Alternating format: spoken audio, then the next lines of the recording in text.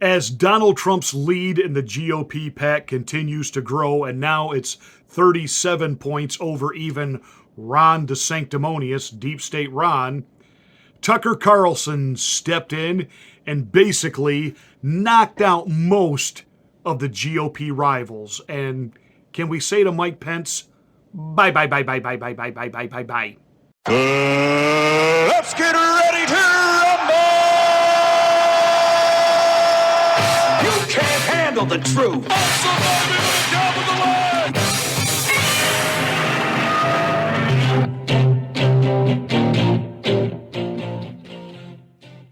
Hey, I'm Pastor Marty. This is the Afternoon Drive. Thank you so much for tuning my way. Make sure you're a subscriber to the channel. Check your subscription. Even if you've already subscribed in the past, there is a good likelihood YouTube has unsubscribed you. Please like and share this video so that we can get the word out and get the algorithm up. Thank you for tuning in. I know I sound like a broken record, so let me say it this way. When you're right, you're right. And I've been right. I have told you 2 years into the Trump administration that Mike Pence was the enemy within. I have been proven right. And now we have Tucker Carlson stepped in and outed Mike Pence for the neocon warmonger that he actually is, that he cares more about the military-industrial complex and the globalist agenda than he does make America great again. Sorry, Mr. Vice President, have you, I know you're running for president. You are distressed that the Ukrainians don't have enough American tanks. Every city in the United States has become much worse over the past 3 years. Yeah. Drive around. There's not one city that's gotten better in the United States. And it's visible. Our economy has degraded. The suicide rate has jumped. Public filth and disorder and crime have exponentially increased, and yet your concern is that the Ukrainians, a country most people can't find on a map, who've received tens of billions of U.S. tax dollars, don't have enough tanks. I think it's a fair question to ask, like, where's the concern for the United States in that? Well, it's not my concern. Tucker, I've heard that routine from you before, but that's not my concern. Just in case you missed it. Your concern is that the Ukrainians, a country most people can't find on a map, who've received tens of billions of U.S. tax dollars, don't have enough tanks. I think it's a fair question to ask, like, where's the concern for the United States in that? Well, it's not my concern. Tucker Carlson hosting a massive town hall where each of the GOP candidates, other than Donald Trump, were allowed to present and make their case to a really conservative group of voters. As Mike Pence went on with his explanation of sticking with Ukraine, he was booed. He even tried to invoke his Christian faith by talking about working with Samaritan's Purse to rebuild homes, etc., etc., etc. He is what he is. He is a swamp-dwelling, globalist career politician. He parades his Christianity not as a matter of his actual faith and belief, but it is what he uses to gain the trust of the Christian right.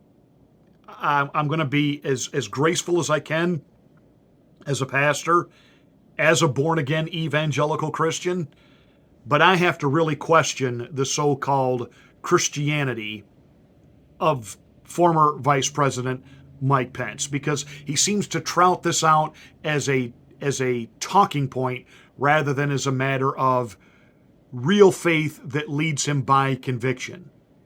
You know, he has tried to infer that all of January 6th was the misjudgment and the problem of Donald J. Trump, wants to talk nothing about the, shall we say, Fed influence into the events of January 6th, just like the night he sat in with Laura Ingraham and lied to her, to the American people, to the conservative base when she asked him point blank during the pandemic, is the vaccination and the proof of being vaccinated a passport system that is coming to limit our rights and freedoms of mobility in this country? And he said, Laura, absolutely not. And it wasn't 24 hours after he had given that interview that was exactly what was rolled out. Mike Pence, deep state to his eyeballs, and he is part of the military-industrial complex, and Tucker Carlson ended him. He and the rest of the neocons in the Republican Party, like Lindsey Graham and Paul Ryan and the rest of that ilk, have not figured out that the pendulum has swung. For decades, Republicans, conservatives believed that in order to prove that we were patriotic, that we loved America, that we obviously had to support every military action. And thanks to Donald J. Trump, that pendulum has swung. We don't have to be the world's police force. We do not have to be engaged endlessly militarily all over the planet. What we need to do is exactly what the framers of our Constitution intended, that we maintain a strong military for the defense of our nation, but that we were in no way supposed to be spreading out across the world as imperialists, forcing our brand, our way at everyone else. And that is exactly how the framers of the Constitution wanted this democratic republic to operate. Period. But under the Bush doctrine, this strike 'em first, this intervention type of foreign policy, and every Republican has followed along with that since. And it was Donald Trump who wanted to bring troops back. It was the generals who lied, said that we were withdrawing when in actuality we were not. You had Nancy Pelosi wanting to bring legislation before the Congress during the Trump administration that the president, commander-in-chief of the United States military armed forces, could not simply order our military to leave a place, that would require a congressional act. Funny, he is the commander-in-chief. He has been given that authority by the Constitution, and basically the military-industrial complex and the Democratic ilk, as well as rhino Republicans, were all on board with neutering a president being able to do that they would decide always to be involved militarily somewhere because it greases the wheel. And Trump ended all that. And that's why the ruling class, deep state oligarch hates him. He's the outsider, the uninvited guest of the party that everybody at the party decided, I really like this guy. And they can't have that. And so Mike Pence is willing to commit to boots on the ground to go up against Putin in this horrendous, illegal conflict. And Donald Trump is sticking to his guns, the only candidate on the Republican side that is clearly and definitively repeating, we have got to get Putin and Zelensky to the table, and we need to end this thing and end it now. So, with Mike Pence's response to Tucker Carlson's question and the boos that resounded, Mike Pence is over. Now, one of the guys that I have liked, and again, I'm all in for Donald Trump, but I have really been watching and listening to Vivek Ramaswamy. I think he is incredibly intelligent. He's articulate. He is climbing in the polls, and he is a bright spot in what's happening right now.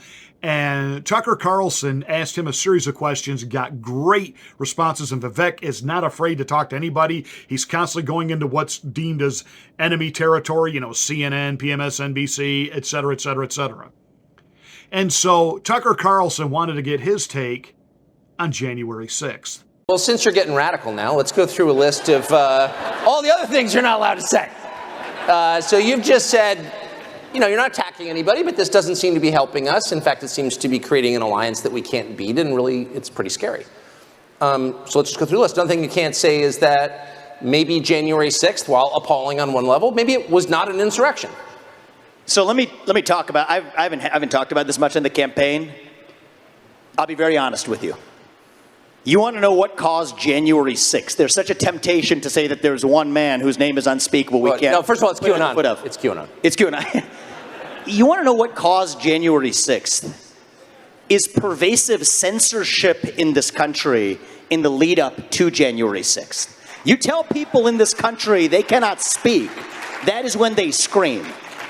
You tell people they cannot scream, that is when they tear things down. And so the reality is, we were told that you could not question where the virus came from when we all knew it came from a lab in Wuhan, which now they admit. We were told that you could not send a private message to someone on the eve of an election that Hunter Biden's laptop story was actually a true story worth considering before an election. You were systematically suppressed. So think about this. You told you had to be locked down, had to take a vaccine that was mandated and forced down your throat, stay locked down in your home while Antifa and BLM roam and burn the streets of this country. So that's the lead up of 1 full year of telling people you have to shut up, sit down, and do as you're told. And then you tell them, okay, there's an election where you didn't get the information that you needed, such as the Hunter Biden laptop story being real and suppressed. That's what caused January 6th, is a cycle of censorship in this country. And until we look ourselves in the mirror and admit truth on that, we will not move forward as a country. And I think that's the real cause. And we're not, and I'm sorry to say this, Tucker, but I think until we reckon with that reality, I worry that is the beginning of, it's a friendly parley compared to what's to come, unless we step up and speak truth, restore integrity, and actually lead us to who we are as a people, rather than sweeping the truth under the rug. Boom. Wow. Wow. Wow. Wow. Now, while I am willing to say there was certainly much more of a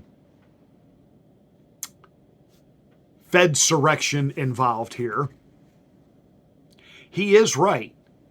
You keep muzzling the American people. You keep telling us that we can't have freedom, and you let all that build and build and build and build and build. What do you think is going to happen? That was an incredibly insightful, articulate, and brilliant take on those events. Keep an eye on Vivek Ramaswamy. Trump is still my guy. It's not even worth talking about, Chris Christie and the rest of them. And again, Ron DeSantis, Deep State Ron, his numbers are tanking. His poll numbers are tanking. The billionaires are backing away from him, including the Murdochs, and I've already covered all of that. Donald Trump, clearly in command. And one less obstacle is Mike Pence, because Tucker absolutely obliterated most of those GOP contenders, and really just in reminiscent of when Chris Christie took out Marco Rubio, Tucker Carlson took out Mike Pence.